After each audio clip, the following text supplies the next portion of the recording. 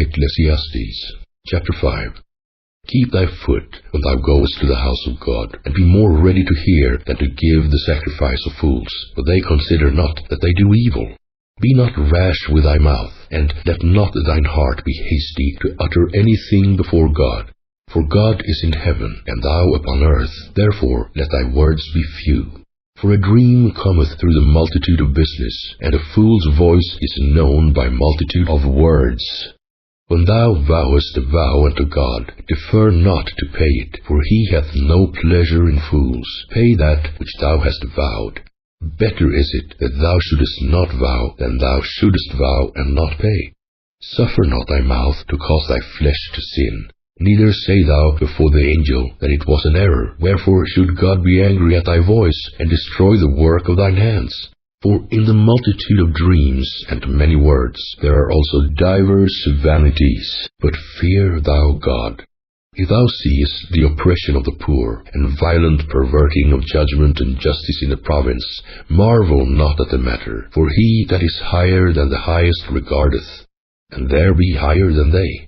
Moreover, the profit of the earth is for all. The king himself is served by the field. He that loveth silver shall not be satisfied with silver, nor he that loveth abundance with increase. This is also vanity.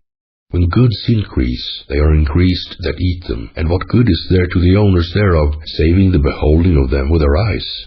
The sleep of a laboring man is sweet, whether he eat little or much, but the abundance of the rich will not suffer him to sleep. There is a sore evil which I have seen under the sun, namely riches kept for the owners thereof, to their hurt. But those riches perish by evil travail, and he begetteth a son, and there is nothing in his hand.